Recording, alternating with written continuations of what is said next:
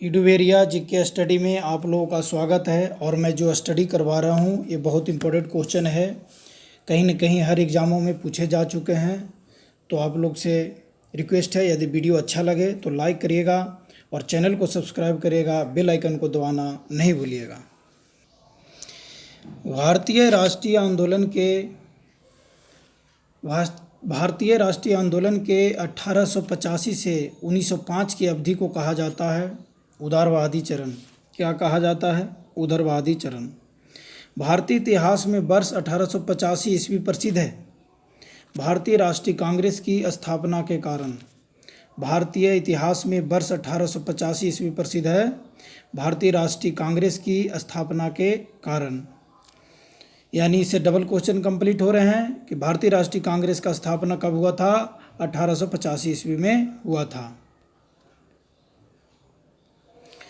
आधुनिक भारतीय इतिहास में गोकुलदास तेजपाल संस्कृत महाविद्यालय क्यों प्रसिद्ध है? आधुनिक भारत इतिहास में गोकुलदास तेजपाल संस्कृत महाविद्यालय क्यों प्रसिद्ध है? क्योंकि भारतीय राष्ट्रीय कांग्रेस का पहला अधिवेशन यहीं पे हुआ था। इससे भी डबल क्वेश्चन कंप्लीट होते हैं। भारतीय राष्ट्रीय कांग्रेस का पहला अधिवेशन कहाँ हुआ था? गोकुलदास तेजपाल संस्कृत महाविद्यालय में हुआ था।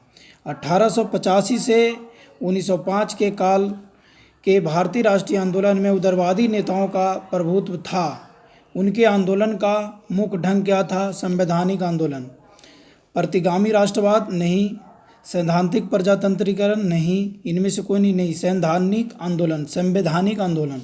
1885 से 1905 के काल के भारतीय राष्ट्रीय आंदोलन में उदारवादी नेताओं का प्रभुत्व था। इनके आंदोलन का मुख्य ढंग क्या था? संवैधानिक आंदोलन। भारतीय राष्ट्रीय कांग्रेस की पहली बैठक किस शहर में हुई थी? बम्बई में हुई थी। भारतीय राष्ट्रीय कांग्रेस की पहली बैठक बम्बई में हुई थी। भारतीय राष्ट्रीय कांग्रेस की पहली बैठक बम्बई में हुई थी। निम्नलिखित कांग्रेसी नेताओं में से किसको भारत का महान वृद्ध व्यक्ति, grand old man of India कहा जाता है? दादा भाई नौरोजी को grand old man of India कहा जाता है, या भारत का महान वृद्ध व्यक्ति को कहा जाता है दादा भाई नौरोजी। यहाँ पर एक ट्रिक है, वृद्ध आदमी जो बूढ़े आदमी होते हैं उनको क्या बोलते हैं? हम दादा ही बोलते हैं। तो ये दादा भाई नौरोजी ही होंगे, इससे आपको याद रखना है। किस गवर्नर जनरल के कार्यकाल के दौरान भारतीय राष्ट्रीय कांग्रेस बनी?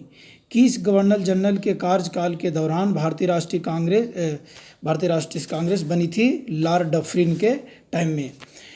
जब भारतीय राष्ट्रीय कांग्रेस बनी थी तब उस वक्त का गवर्नर जनरल कौन था? Lord Dufferin. भारतीय विश्वविद्यालय अधिनियम 1904 किस वाइसराय के काल में पारित किया गया था? लॉर्ड कर्जन के काल में। भारतीय विश्वविद्यालय अधिनियम 1904 किस वाइसराय के काल में पारित किया गया था? लॉर्ड कर्जन के शासनकाल में। भारतीय सिविल सेवा ICS में चुने गए प्रथम या पहले भारतीय का नाम था सत्येंद्र नाथ टैगोर। कौन था? सत्येंद्र नाथ टैगोर ऐसे पहले भारतीय थे जो भारतीय सिविल सेवा में चुने गए थे, सत्येंद्र नाथ टैगोर। भारतीय विश्वविद्यालय अधिनियम 1904 किस वाइसराय के काल में पारित हुआ था? लॉर्ड कर्जन के टाइम में। भारतीय विश्वविद्यालय अधिनियम 1904 किस वाइसराय के काल में पारित किया गया था? लॉर्ड कर्जन के शासनकाल में। भारतीय सिविल सेवा ICS में चुने गए भारतीय का नाम क्या था? सत्येंद्र नाथ टैगोर था। इंडियन नेशनल कांग्रेस के संस्थापक कौन थे? एलन ऑक्टेवियन हुम। इंडियन नेशनल कांग्रेस के संस्थापक एलन ऑक्टेवियन हुम था। ये कहीं कहीं एओ हुम भी लिखा होता है, तो ये दोनों आंसर सही है। क्वेश्चन बहुत इंपॉर्टेंट है, आप देख सकते हैं। हर्मिट ऑफ शिमला किसे कहा जाता है? एओ हुम को हर्मिट ऑफ शिमला भी कहा जाता है। हर्मिट ऑफ शिमला किसे कहा जाता है? एओ हुम को हर्मिट ऑफ शिमला भी कहा जाता है। वह कौन सा प्रथम भारतीय था जो ब्रिटिश संसद के लिए निर्वाचित हुआ था? दादा भाई नौरोजी जो प्रथम भारतीय था जो ब्रिटिश संसद के लिए निर्वाचित हुआ था। वह कौन सा प्रथम भारतीय था जो ब्रिटिश संसद के लिए निर्वाचित हुआ था? दादा भाई नौरोजी। निम्नलिखित कथनों पर विचार कीजिए। दादा भाई नौरोजी के बारे में दिया हुआ कौन सा कथन सही है और कौन सा गलत है, इसको आपने बताना है। तो ये बी आंसर सही है, यानी 3 बार राष्ट्रीय कांग्रेस के अध्यक्ष चुने गए। जी हाँ, ये सही है। दादा भाई नौरोजी 3 बार कांग्रेस के अध्यक्ष चुने गए। दादा भाई नौरोजी राष्ट्रीय कांग्रेस के 3 बार अध्यक्ष चुने गए, बिल्कुल सही है। Poverty and un British rule in India नामक पुस्तक का भी रचना इन्होंने ही किया है। Poverty and un British rule in India, poverty and un British rule in India नामक पुस्तक की रचना दादा भाई नौरोजी ने किया है। नेशनल सोशल कॉन्फ्रेंस की स्थापना की, नहीं, ये गलत है। भारतीय राष्ट्रीय कांग्रेस का प्रथम विभाजन, भारतीय राष्ट्रीय कांग्रेस का प्रथम अधिवेशन लगभग आखिरी समय पर पूना से बम्बई स्थानांतरित किया गया, क्योंकि भारतीय राष्ट्रीय कांग्रेस का प्रथम अधिवेशन लगभग आखिरी समय पर पूना से बम्बई स्थानांतरित किया गया, क्योंकि बम्बई प्रेसिडेंसी संघ के नेतागण कांग्रेस प्रथम अधिवेशन में पूना में संपन्न होने के विरोधी थे, नहीं, ये भी गलत है। पूना में हैजा फैलने के कारण संयोजक कांग्रेस के प्रथम अधिवेशन का स्थान पूना से बम्बई पर विवश हुए थे। हाँ, पूना में हैजा फैलने के कारण संयोजक कांग्रेस के प्रथम अधिवेशन का स्थान पूना से बम्बई बदलने पर विवश हुए थे। A nation in the making नामक पुस्तक किसने लिखा? सुरेंद्र नाथ बनर्जी ने लिखा। A nation in the making नामक पुस्तक किसने लिखा? सुरेंद्र नाथ बनर्जी ने लिखा। A nation in the making नामक पुस्तक किसने लिखा? सुरेंद्र नाथ बनर्जी ने लिखा।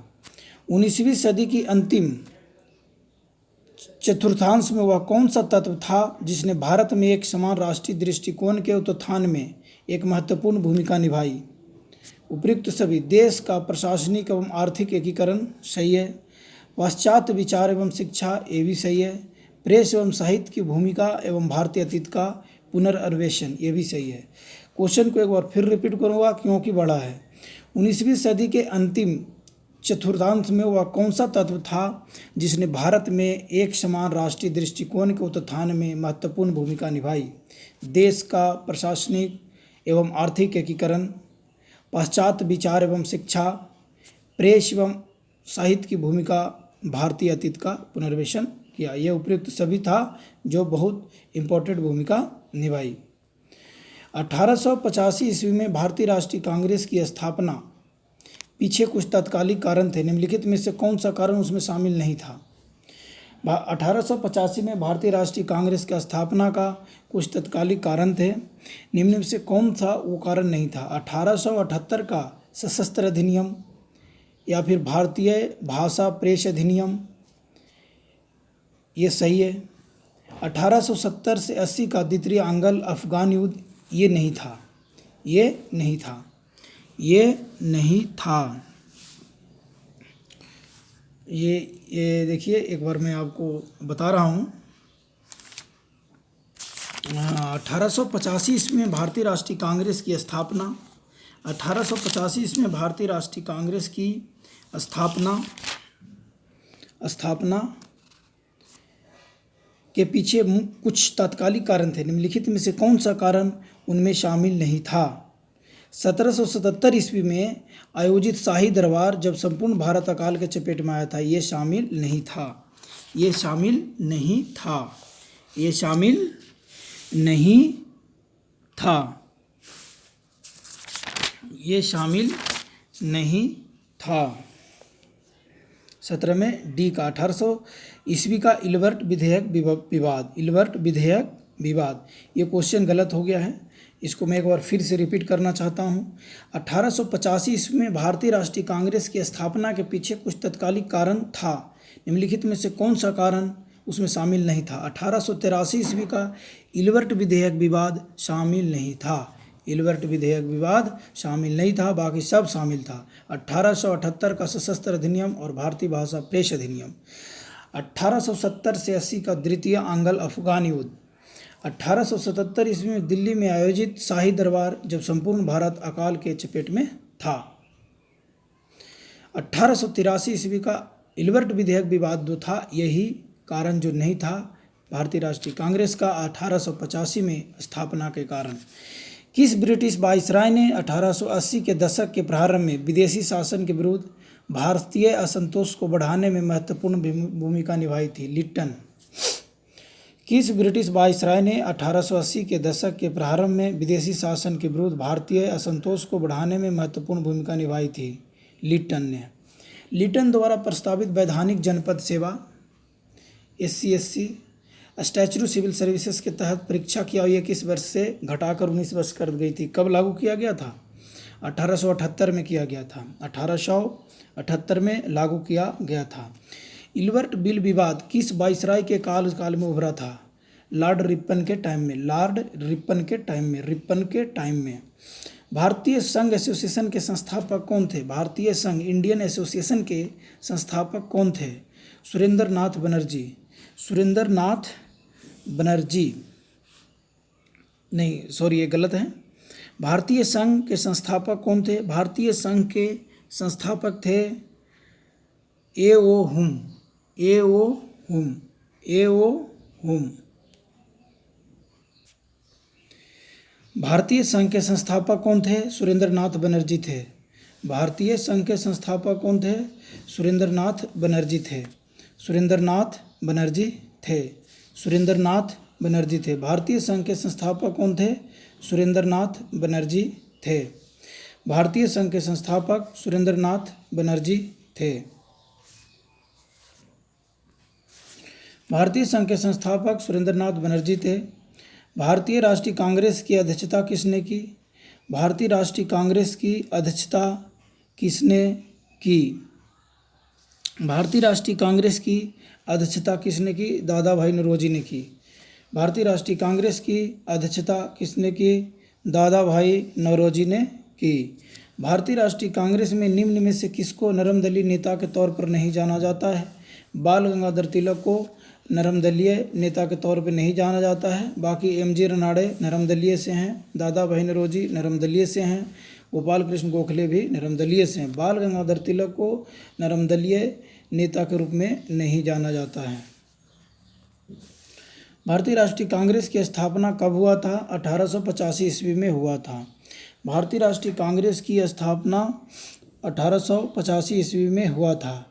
निम्न में से कौन नरमपंथी में नहीं थे? बाल गंगाधर तिलक नरमपंथी में नहीं थे। जिक्के गोखले, RC दत्त, WC बनर्जी सब नरमपंथी में थे। भारतीय राष्ट्रीय कांग्रेस के संस्थापक थे एक असैनिक सेवक थे। सामाजिक कार्यकर्ता नहीं, मिलिट्री कमांडर नहीं, विज्ञानी नहीं। भारतीय राष्ट्रीय कांग्रेस के संस्थापक थे, क्या थे? एक असैनिक सेवक थे। अब यहाँ पर डबल क्वेश्चन कंप्लीट हो रहे हैं। भारतीय राष्ट्रीय कांग्रेस के संस्थापक कौन थे? मैं आपको वीडियो में पहले बताया था कि A.O. हुम था, और वो क्या थे? असैनिक सेवक थे। ना तो सामाजिक कार्यकर्ता थे, ना मिलिट्री कमांडर थे, ना ही विज्ञानी थे। मेरे प्यारे भाइयों, चैनल को लाइक कीजिएगा, चैनल को सब्सक्राइब कीजिएगा, बेल आइकन को दबाइएगा, और वीडियो अच्छा लगे तो लाइक भी करिएगा। अधिकतर नरमपंथी नेता शहरी क्षेत्रों से थे। अधिकतम नरमपंथी नेता शहरी क्षेत्रों से थे। 1905 में बंगाल विभाजन किस वायसराय ने किया? लॉर्ड कर्जन के काल में किया। 1905 में बंगाल विभाजन किस वायसराय ने किया? लॉर्ड कर्जन के शासनकाल में किया गया। 1905 में बंगाल विभाजन हुआ था, तब कौन सा वायसराय ने किया था? लॉर्ड कर्जन ने। निम्नलिखित को उनके संगठन के आधार पर क्रमवार सजाइए। निम्नलिखित को उनके संगठन के आधार पर क्रमवार सजाइए। पहले एक बॉम्बे एसोसिएशन, उसके बाद इंडियन एसोसिएशन, बॉम्बे एसोसिएशन के बाद इंडियन एसोसिएशन, उसके बाद इंडियन लीग, उसके बाद मद्रास महाजन सभा। ये सही है। भारतीय राष्ट्रीय कांग्रेस का प्रथम मुस्लिम प्रेसिडेंट बदरुद्दीन तैयब जी था। पहले मुस्लिम प्रेसिडेंट भारतीय राष्ट्रीय कांग्रेस का कौन था? बदरुद्दीन तैयब जी था। ब्रिटिश हाउस ऑफ कॉमन्स चुनाव जिस भारतीय ने लड़ा था वह थे दादा भाई नौरोजी। वह कौन थे? दादा भाई नौरोजी। वह कौन थे? दादा भाई नौरोजी। किसने कहा था कांग्रेस पतन के लिए लड़खड़ा रही है? मेरी सबसे बड़ी अभिलाषा है जब तक मैं भारत में हूँ कांग्रेस की शांतिपूर्ण समाप्ति में सहयोग करना है। Lord Curzon. किसने कहा था कांग्रेस पतन के लिए लड़खड़ा रही है, मेरी सबसे बड़ी अभिलाषा है जब मैं भारत में हूँ कांग्रेस की शांतिपूर्ण समाप्ति में सहयोग करना है, लॉर्ड कर्जन ने कहा था। भारतीय राष्ट्रीय कांग्रेस के 1905 के बनारस अधिवेशन के अध्यक्ष कौन था? 1905 के बनारस अधिवेशन के अध्यक्ष गोपाल कृष्ण गोखले थे। भारतीय राष्ट्रीय कांग्रेस के 1905 के बनारस अधिवेशन के अध्यक्ष कौन थे? गोपाल कृष्ण गोखले थे। निम्नलिखित में से कौन सा भारतीय राष्ट्रीय कांग्रेस के स्थापना अधिवेशन में उपस्थित नहीं थे? दादा भाई नौरोजी थे, जस्टिस रनाडे थे, जी सुब्रमण्यम अय्यर ये भी थे, सुरेंद्र नाथ बनर्जी थे जो नहीं थे। निम्नलिखित में से भारतीय राष्ट्रीय कांग्रेस के स्थापना अधिवेशन में उपस्थित नहीं थे, कौन नहीं थे? सुरेंद्र नाथ बनर्जी नहीं थे। भारतीय राष्ट्रीय कांग्रेस के पहले अध्यक्ष WC बनर्जी था। भारतीय राष्ट्रीय कांग्रेस के पहले अध्यक्ष WC बनर्जी था। भारतीय राष्ट्रीय कांग्रेस के संस्थापक एवं हुम था। भारत के पहले लोक संघ लैंड होल्डर सोसाइटी की स्थापना कब हुई थी? 1837 ईस्वी में हुआ था। भारत के पहले लोक संघ लैंड होल्डर सोसाइटी की स्थापना कब हुई थी? 1837 ईस्वी में हुआ था। लैंड होल्डर सोसाइटी की स्थापना किसके कल्याण के लिए की गई थी? जमींदार के कल्याण के लिए। लैंड होल्डर सोसाइटी की स्थापना किसके कल्याण के लिए की गई थी? जमींदार के कल्याण के लिए। दादा भाई नौरोजी ने 1866 ईस्वी में ईस्ट इंडिया एसोसिएशन की स्थापना कहाँ की? लंदन में। दादा भाई नौरोजी ने 1866 ईस्वी में ईस्ट इंडिया एसोसिएशन की स्थापना किया था। ये कहाँ किया था? लंदन में। 1870 ईस्वी में पूना सार्वजनिक सभा की स्थापना किसने किया था? महादेव गोविंद रनाडे ने। 1870 ईस्वी में पूना सार्वजनिक सभा का स्थापना हुआ था। किसने किया था? महादेव गोविंद रनाडे ने। निम्नलिखित कथनों पर विचार कीजिए, कौन सा कथन सही है, कौन सा गलत है। भारतीय राष्ट्रीय कांग्रेस का पहला अधिवेशन कलकत्ता में हुआ, नहीं, ये गलत है। भारतीय राष्ट्रीय कांग्रेस का दूसरा अधिवेशन दादा भाई नौरोजी की अध्यक्षता में हुआ, ये सही है। भारतीय राष्ट्रीय कांग्रेस का दूसरा अधिवेशन दादा भाई नौरोजी की अध्यक्षता में हुआ। भारतीय राष्ट्रीय कांग्रेस तथा मुस्लिम लीग दोनों ने लखनऊ में 1916 में अधिवेशन किया तथा लखनऊ समझौता संपन्न हुआ। हाँ, ये भी सही है। भारतीय राष्ट्रीय कांग्रेस तथा मुस्लिम लीग दोनों ने लखनऊ में 1916 में अधिवेशन किया तथा लखनऊ समझौता संपन्न हुआ, ये सही है। भारतीय राष्ट्रीय कांग्रेस के बारे में विचार कीजिए, कौन सा सही है। क्वेश्चन रिपीट हो रहा है, अभी आपको एक क्वेश्चन बता दिया। निम्नलिखित में से किसी एक ने सन 1875 में हाउस ऑफ कॉमन्स में एक याचिका प्रस्तुत करते हुए ब्रिटिश संसद में भारत के प्रत्यक्ष प्रतिनिधि की मांग किया। किसने? दी डक्कन एसोसिएशन ने। किसने किया था? दी डक्कन एसोसिएशन ने लिखित प्रतिलिपि दिया था हाउस ऑफ कॉमन्स में 1875 ईस्वी में ब्रिटिश संसद में, और इन्होंने प्रत्यक्ष प्रतिनिधित्व की मांग की थी। किसने? दी डक्कन एसोसिएशन ने, यह संस्था है, उसने मांग किया था। क्वेश्चन को फिर रिपीट कर रहा हूँ। निम्नलिखित में से किसी एक ने सन 1875 में हाउस ऑफ कॉमन्स में एक याचिका लिखा था, लिखते हुए ब्रिटिश संसद में भारत के प्रत्यक्ष प्रतिनिधित्व की मांग किया था। दी डक्कन एसोसिएशन ने। निम्नलिखित भारतीय नेताओं में से कौन एक ब्रिटिश द्वारा इंडियन सिविल सर्विस से बर्खास्त कर दिया गया था? सुरेंद्र नाथ बनर्जी ने। सुरेंद्र नाथ बनर्जी को इंडियन सिविल सर्विस से बर्खास्त कर दिया गया था। निम्नलिखित भारतीय नेताओं में से कौन एक ब्रिटिश द्वारा इंडियन सिविल सर्विस से बर्खास्त कर दिया गया था? सुरेंद्र नाथ बनर्जी को। सत्येंद्र नाथ टैगोर को नहीं, RC दत्त को नहीं, सुभाष चंद्र बोस को नहीं, सुरेंद्र नाथ बनर्जी को। लैंड होल्डर सोसाइटी कलकत्ता के संस्थापक थे। लैंड होल्डर सोसाइटी कलकत्ता के संस्थापक कौन थे? द्वारकानाथ टैगोर थे। सूची 1 को सूची 2 से मिलाइए। सूची 1 में संस्था दिया हुआ है, सूची 2 में स्थापना वर्ष दिया हुआ है। बंगाल ब्रिटिश इंडिया सोसाइटी कब हुआ था? Bengal British India society. A का 1 है, बी का 2, सी का 3 और डी का 4 है। मतलब बंगाल ब्रिटिश इंडिया सोसाइटी 1843 में स्थापना किया गया था। मद्रास नेटिव एसोसिएशन 1852 में किया गया था। पूना सार्वजनिक सभा 1876 में किया गया था। इंडियन एसोसिएशन 1876 में, दोनों एक ही साथ किया गया था। पूना सार्वजनिक सभा 1876 में, इंडियन एसोसिएशन भी 1876 में स्थापना की गई थी। सुरेंद्र नाथ बनर्जी और आनंद मोहन बोस ने कांग्रेस के जन्म के पहले किस राष्ट्रवादी पार्टी की स्थापना की, जो कांग्रेस के पूर्ववर्ती संगठनों में सबसे अधिक महत्वपूर्ण थी?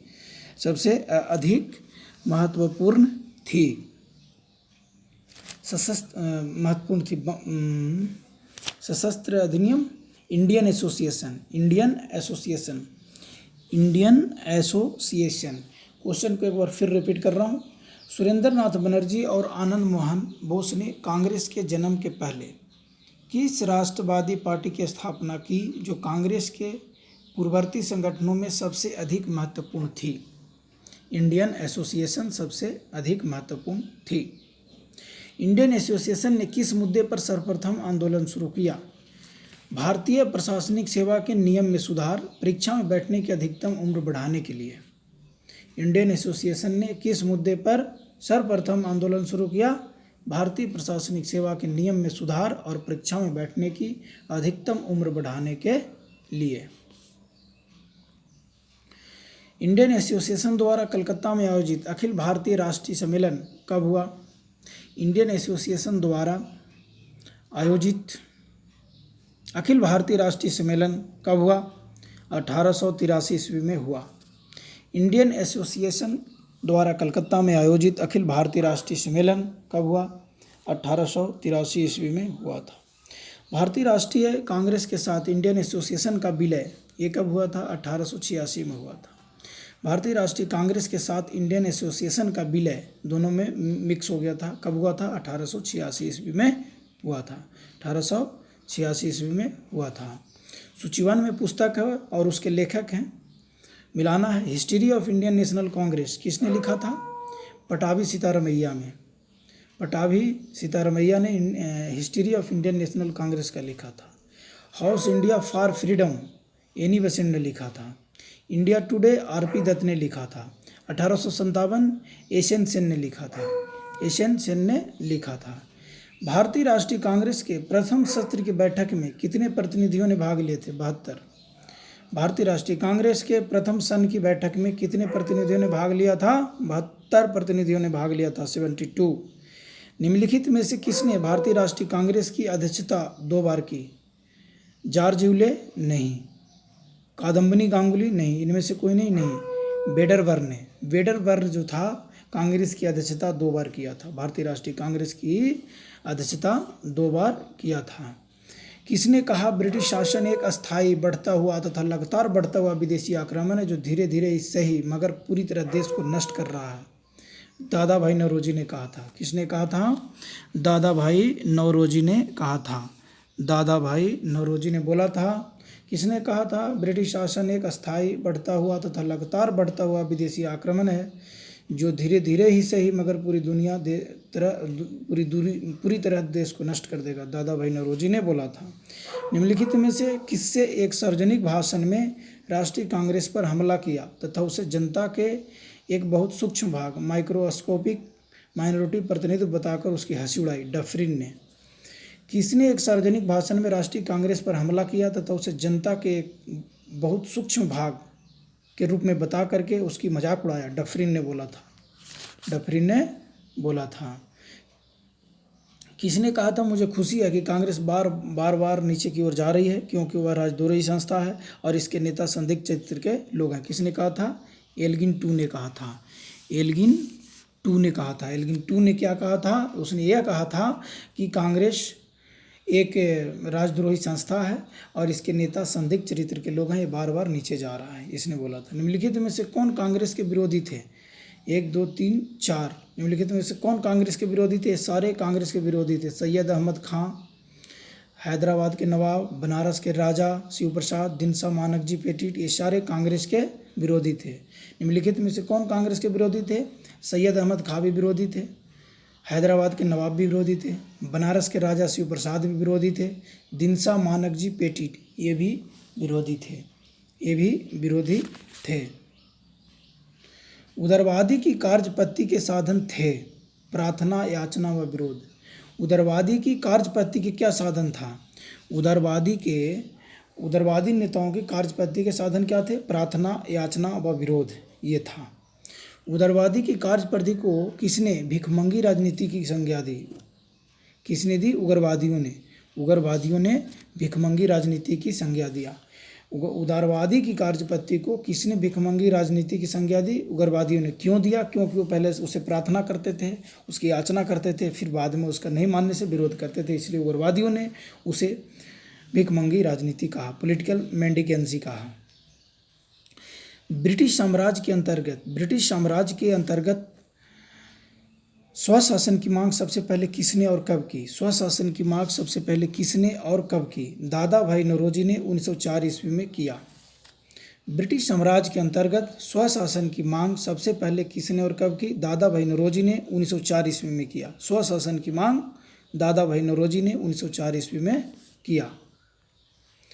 ब्रिटिश साम्राज्य के अंतर्गत स्वशासन की मांग सबसे पहले किसने किया था? दादा भाई नौरोजी ने 1904 ईस्वी में। उदारवादियों का सबसे प्रमुख योगदान था ब्रिटिश शोषण की नीति की ओर जनता का ध्यान खींचना। उदारवादियों का सबसे प्रमुख योगदान था ब्रिटिश शोषण की नीति की ओर जनता का ध्यान खींचना। यही उदारवादियों का सबसे प्रमुख योगदान था। किसने कहा था हमें मर्दों की तरह खुल कर रहना चाहिए कि हम अपनी मजा तक राजभक्त हैं, हमें अंग्रेजी राज से हुए फ़ायदों का ज्ञान है? दादा भाई नौरोजी ने बोला था हमें मर्दों की तरह खुल कर रहना चाहिए कि हम अपनी मजा तक राजभक्त हैं, हमें अंग्रेजी राज से हुए फ़ायदों का ज्ञान है। दादा भाई नौरोजी ने बोला था। किसने कहा था भारतवर्ष तलवार के बल पर जीता गया था और तलवार के बल पर ही उसे ब्रितानी कब्जे में रखा जाएगा? एल्गिन ने बोला था। किसने कहा था भारतवर्ष तलवार के बल पर जीता गया था और तलवार के बल पर ही इसे ब्रितानी कब्जे में रखा जाएगा? एल्गिन ने कहा था। किसने उदारवादियों के संबंध में कहा अपनी शिकायतों का निवारण करने तथा रियायत पाने के लिए उन्होंने 20 साल से अधिक समय कमोबेश जो आंदोलन चलाया उन्हें रोटियां के बजाय पत्थर मिले? किसने कहा था? लाला लाजपत राय ने बोला था। क्वेश्चन को फिर रिपीट कर रहा हूँ, लाला लाजपत राय ने बोला था। किसने उदारवादियों के संबंध में कहा अपनी शिकायतों का निवारण करने तथा रियायत पाने के लिए उन्होंने 20 साल से अधिक समय कमोवेश जो आंदोलन चलाया उसमें उन्होंने रोटियों के बजाय पत्थर से मिले? लाला लाजपत राय ने कहा था। किस उग्रवादी नेता ने कहा था यदि हम साल में एक बार मेढकों की तरह टटरा कर चुप होते रहें तो हमें कभी भी प्रयासों में सफलता नहीं मिलेगी? बाल गंगाधर तिलक ने बोला था। किस उग्रवादी नेता ने उग्रवादियों के संबंध में कहा था कि यदि हम साल में एक बार मेढकों की तरह टटराते रहें और बाद में चुप होकर बैठ जाएं तो हमें कभी सफलता नहीं मिलेगा? यह बाल गंगाधर तिलक ने बोला था। यह किसने बोला था? बाल गंगाधर तिलक ने बोला था।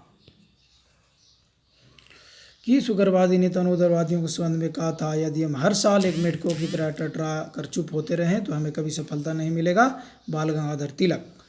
1897 में किसकी गिरफ्तारी के बाद राष्ट्रीय कांग्रेस में एक नया मोड़ आया? बाल गंगाधर तिलक की गिरफ्तारी के बाद। भारतीय राष्ट्रीय कांग्रेस में एक नया मोड़ आया 1897 में, यानी बाल गंगाधर तिलक की गिरफ्तारी 1897 में हुई थी। निम्नलिखित में किसने इंडियन नेशनल कांग्रेस की नरमदली राजनीति की व्यवस्थित आलोचना न्यू लैप्स फॉर ओल्ड शीर्षक लेखकों की श्रृंखला में की? अरविंद घोष ने किया। निम्नलिखित में से किसने इंडियन नेशनल कांग्रेस की नरमदली राजनीति व्यवस्थित आलोचना न्यू लैप्स फॉर ओल्ड शीर्षक के लेखकों के रूप में की? अरविंद घोष ने। गोपाल कृष्ण गोखले ने किस वर्ष में भारत सेवक मंडल की स्थापना किया था? 1905 में। गोपाल कृष्ण गोखले ने भारत सेवक मंडल की स्थापना किया था। सर्वेंट्स ऑफ इंडिया सोसाइटी की स्थापना किया था 1905 ईस्वी में। भारत में लॉर्ड कर्जन के प्रशासन की तुलना औरंगजेब से किसने की? गोपाल कृष्ण गोखले ने किया। भारत में लॉर्ड कर्जन के प्रशासन की तुलना औरंगजेब से किसने किया था? गोपाल कृष्ण गोखले ने किया था। गोपाल कृष्ण गोखले ने किया था। राजा जनता के लिए बने हैं, जनता राजा के लिए नहीं बनी है। राष्ट्रीय आंदोलन के दौरान निम्नलिखित में से किसने यह वक्तव्य दिया था? दादा भाई नौरोजी ने बोला था। राजा जनता के लिए बने हैं, जनता राजा के लिए नहीं बनी है। राष्ट्रीय आंदोलन के दौरान निम्नलिखित में से किसने यह वक्तव्य दिया था? दादा भाई नौरोजी ने बोला था। भारतीय राष्ट्रीय कांग्रेस का गठन होने के तुरंत बाद ब्रिटिश राष्ट्रीयवादियों के प्रति संशयालु हो गए। निम्नलिखित में से किसने कहा कि कांग्रेस केवल विशिष्ट वर्ग, सूक्ष्म अल्पसंख्यक का ही प्रतिनिधित्व करती है? लॉर्ड डफरिन ने बोला था। विशिष्ट वर्ग, सूक्ष्म अल्पसंख्यक वाले को ही प्रतिनिधित्व करती है, लॉर्ड डफरिन ने बोला था। थैंक यू मेरे भाइयों। वीडियो आपको अच्छा लगे तो लोगों तक ज़्यादा से ज़्यादा शेयर करेगा, ताकि उन लोगों को फ़ायदा पहुंच सके जो कॉम्पिटिटिव एग्ज़ाम दे रहे हैं। और वीडियो को लाइक करिएगा, सब्सक्राइब करिएगा, बेल आइकन दबाना नहीं भूलिएगा। Thank you.